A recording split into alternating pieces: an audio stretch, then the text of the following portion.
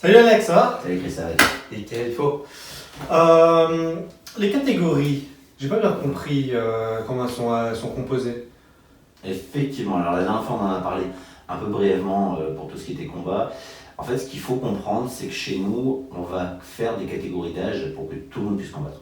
Donc ça commence, les plus jeunes commencent à 5 ans, on en avait parlé quand on parlait des types d'armes qu'on utilisait.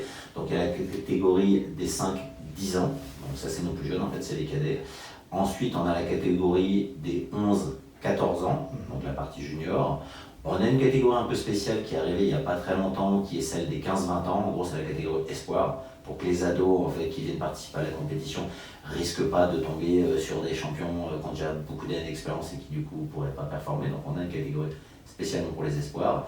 Ensuite, on a donc toute la partie senior, donc ça commence de 21 ans jusqu'à 40 ans, jusqu'à 39 ans très précisément, parce qu'à 40 ans, on a aussi rajouté une catégorie vétéran, parce qu'on a certains profs que ça intéressait de vouloir combattre, mais qui de la même manière ne voulaient pas forcément rencontrer tout de suite des petits jeunes. Donc on a créé comme ça ces 5 catégories d'âge, et à l'intérieur de ces catégories d'âge-là, on n'a pas mis de catégorie de poids, parce qu'il ne servait pas à grand chose, parce que ce qui va surtout compter, c'est plutôt des référentiels de taille, et du coup, on a mis justement en place des catégories de taille à peu près par 20 cm. C'est-à-dire en gros, pour les plus jeunes, c'est moins d'1m20, 1m20, 1m40, 1m40, 1m60 et plus d'1m60. C'est à chaque fois partant de 20 cm. Évidemment, pour les seniors, ça commence déjà moins d'1m60, ils sont tous ensemble parce que généralement, on n'a pas forcément beaucoup.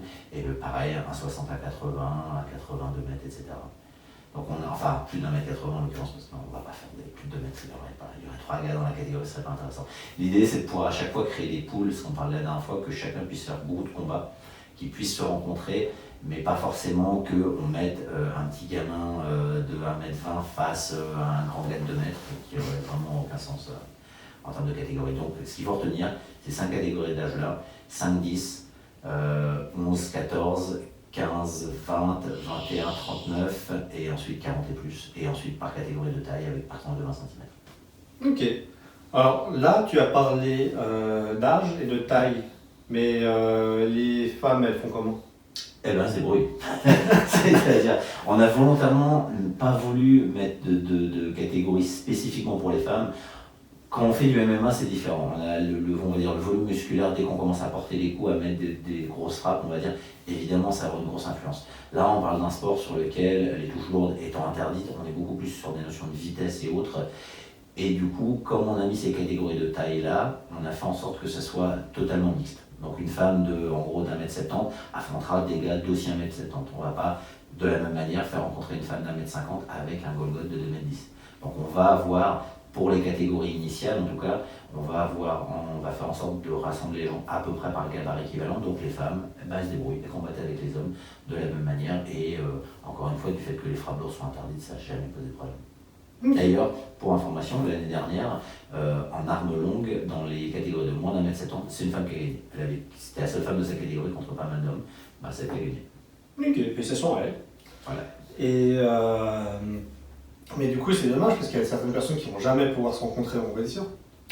Alors ça, c'est vrai pour les catégories initiales, c'est-à-dire que les combats effectivement qui font au début, on va, comme je disais, donc répartir par taille. Donc tu as raison, les gens, les tout petits jeunes ados vont pas affronter les vieux de super grands, etc. Et ça, on parle juste pour les catégories de base. Après, il ne faut pas oublier qu'on a la partie absolute, qui est en gros, en plus souvent traditionnellement plutôt en fin de journée, une fois qu'on a fait tous les combats justement par les combats de poule par catégorie, on a ensuite un tableau éliminatoire qui est créé. Donc alors ça dépend des années, donc on va faire en sorte d'avoir à chaque fois en fonction du nombre de combattants qu'on a par année, mais l'idée c'est d'avoir un tableau éliminatoire où chaque personne, à chaque combat fini, dégage. Donc on va avoir en gros quart de finale, demi-finale, finale, etc. Donc ça peut aller, l'année dernière je crois qu'on avait, sur les restants de l'absolu, on avait 24 combattants, donc ça fait, on a diminué comme ça, 12, 6, 3, et les 3 derniers sont affrontés dans une poule. On peut monter sur des grosses aussi, des plus grosses matchs d'absolu. Et là, on essaie de faire en sorte, quand on rédige les matchs d'absolu, justement que ça se mélange et que justement des gens qui ne se sont pas rencontrés pendant les matchs de poule puissent s'affronter tout de suite. C'est-à-dire que le premier match que tu feras dans l'absolu, même si tu le perds, tu es sûr de rencontrer une personne que tu n'as pas pu rencontrer avant, qui n'était pas dans ta poule.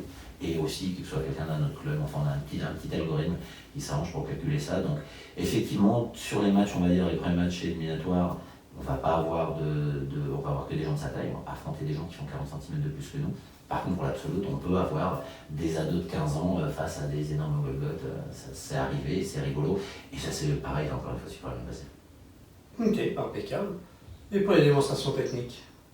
Alors, la démonstration technique, du coup, la notion de taille a plus d'importance, Ouais. vu on est noté sur des trucs techniques. Par contre, la notion d'âge est quand même pertinente. C'est-à-dire qu'un enfant de 5 ans ou 6 ans qui vient de commencer le sabre laser, qui essaie de faire un peu des démonstrations, le met tout de suite en concurrence avec quelqu'un qui a fait les championnats du monde de technique, de machin, de trucs, il va y avoir un beaucoup trop gros déséquilibre. Donc, la grille de notation est assez spécifique sur les parties techniques, mais on essaie quand même de conserver les catégories d'âge. Donc il y a tous les cadets qui font les démonstrations techniques ensemble, les juniors ensemble, les espoirs, les seniors, les vétérans, etc. Donc chacun combat, on va dire, dans sa propre catégorie, c'est-à-dire par tranche d'âge, en sachant qu'après, ce qu'on fait toujours chaque année, c'est que la personne, quelle que soit la catégorie qui a marqué le plus de points en démonstration, donc chaque personne étant jugée, on va dire, dans sa catégorie, ça permet un peu de lisser ça. On va avoir le trophée du meilleur combattant, par exemple chez les jeunes, donc on va mixer les juniors, les cadets, on va mixer pareil, seniors, vétérans, il n'y a plus vraiment d'impact là-dessus, et on va avoir des récompenses qui vont être pour les meilleurs démonstrateurs, toutes catégories comme ça confondues. Mais par défaut, on va dire, ils ont aussi leur catégorie d'âge, comme on fait pour les combats. Ok. Puis on a abordé la question la dernière fois, mais comment tu comptes les points?